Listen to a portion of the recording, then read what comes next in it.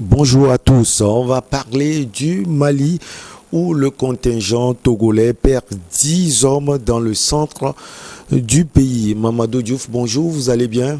Bonjour Michel, je vais très bien. Une explosion dans la zone de Badiangara, dans la région de Mopti, au centre du Mali, a tué au moins 7 casques bleus togolais et fait au moins 3 blessés graves.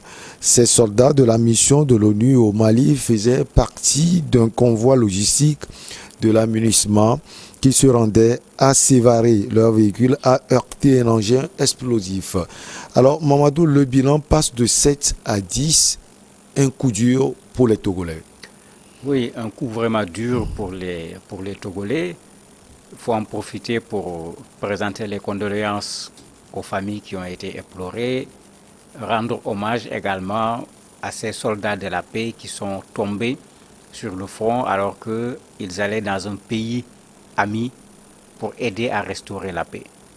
Maintenant, c'est un coup extrêmement dur, pas seulement pour le Togo, mais pour toute l'Afrique, pour la MINUSMA de façon générale. On a vu la réaction vigoureuse du secrétaire général des Nations Unies qui a fermement dénoncé cela parce que le Mali est en train de devenir un problème pour les Nations Unies puisqu'il n'y a pas une mission de la paix des Nations Unies où on a tué autant de casques bleus qu'au Mali.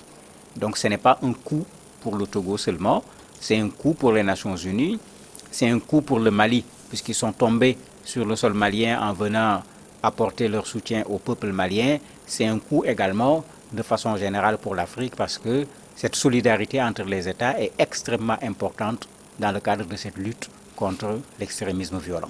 Allez, un coup pour le Togo, pour le Mali et pour toute l'Afrique. Est-ce qu'on peut parler également d'échec pour l'ONU? Parce que jusque-là, on n'arrive pas à trouver des solutions et ça va pousser encore les autorités russes vers ce groupe Wagner. On ne peut pas parler d'échec pour l'ONU parce que le problème des missions des Nations Unies, ça a fait l'objet de discussions très fortes récemment à Dakar lors de la conférence sur la sécurité et la paix, où vous avez vu le président sénégalais en particulier demander à ce que le mandat qui est donné à ces soldats de la paix, ces casques bleus des Nations Unies, qu'on revoie le mandat. Parce que généralement, vous avez des gens qui sont là, qui ont des armes, mais à qui on a donné un mandat souvent limité. Assez souvent, c'est des forces d'interposition. Assez souvent, ils sont là pour sécuriser les populations. Et ce mandat les empêche de plus souvent de prendre les devants sur un certain nombre de choses. Ils réagissent souvent quand ils ont été attaqués, ce qui fait que malheureusement, de temps en temps, eux qui sont venus pour la paix deviennent des victimes. Je crois que c'est ça qu'il faut plutôt revoir. Le mandat, ça se discute depuis fort longtemps sur la Centrafrique, sur la RDC. Le problème ne cesse de se poser. Mais le problème, c'est que c'est des missions de paix. Et c'est ce principe qui fait qu'on ne peut pas dire à des gens, vous êtes une mission pour la paix et puis aller tirer sur les gens. Mais il y a de quoi revoir cette équation parce que quand même, il est difficilement admissible que des soldats togolais qui partent dans un pays ami pour aider à ce pays à retrouver la paix, 10 morts d'un seul coup, c'est beaucoup, sans compter que ce n'est pas la première fois.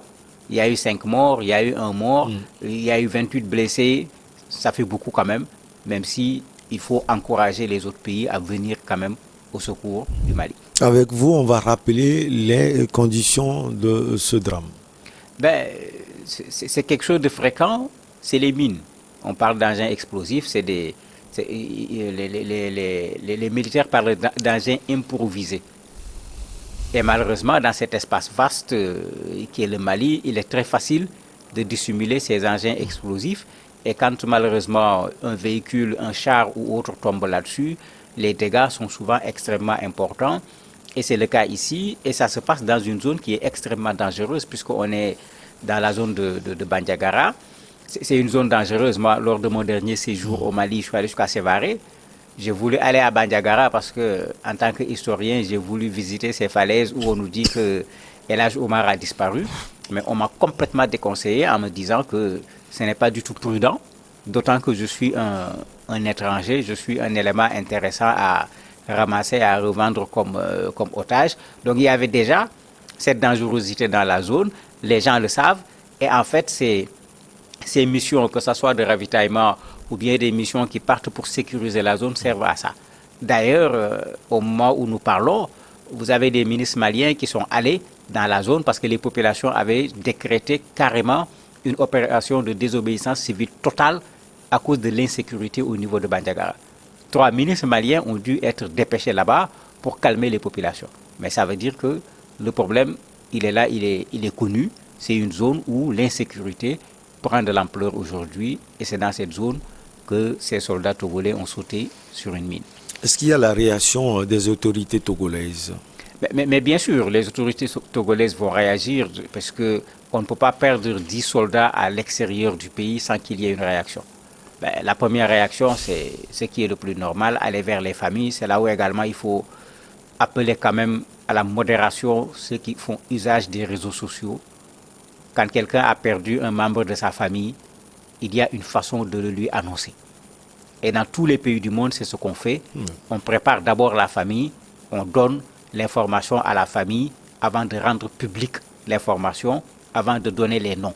Malheureusement, avec les réseaux sociaux, les gens se précipitent pour faire des choses qu'on ne fait pas dans ce genre de situation-là. L'autre élément, bien sûr, l'État togolais va prendre contact nécessairement avec les Nations Unies pour que ces soldats qu'on a mis à la disposition des Nations Unies, qu'on revoie davantage la gestion de ces soldats, puisqu'ils n'ont pas été envoyés pour mourir, même si un soldat c'est également ça. Il y aura certainement des arrangements, des ajustements à faire de ce point de vue pour que le contingent togolais ne se retrouve pas encore dans de pareilles situations dans l'avenir. Des ajustements à faire également pour sans doute soulager les familles. Oui, mais bien sûr, puisque je parlais tout à l'heure de reconnaissance, c'est des soldats qui sont tombés sur le front. On leur doit l'hommage qu'ils méritent parce qu'ils sont tombés les armes à la main, voulant défendre la paix. Ils ont laissé ici des familles. Il est clair que, au-delà de la douleur qui accompagne ce genre de circonstances, vous avez une autre douleur qui est due à cette incertitude en fonction de la place qu'occupait celui qui est parti.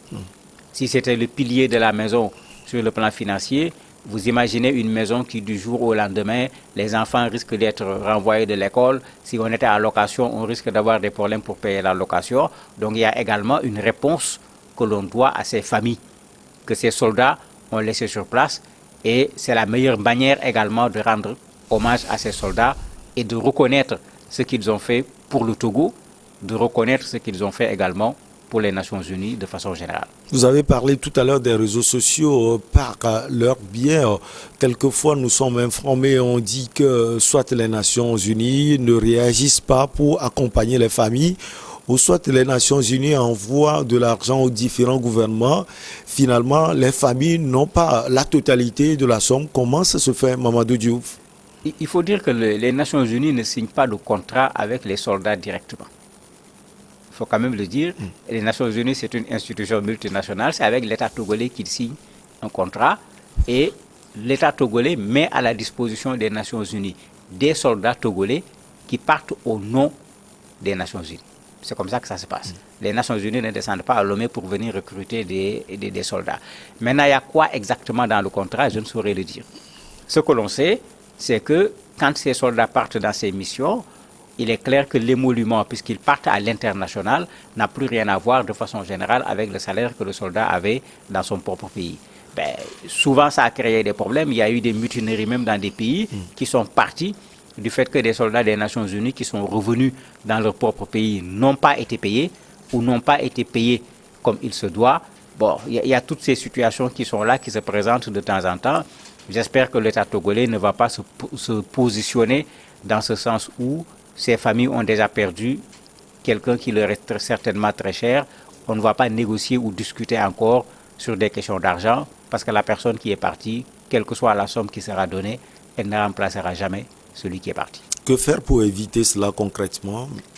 Il faut certainement qu'au niveau du Mali, en particulier, qu'il y ait beaucoup plus de coordination. Parce que c'est quand même curieux qu'il y ait autant de forces au Mali.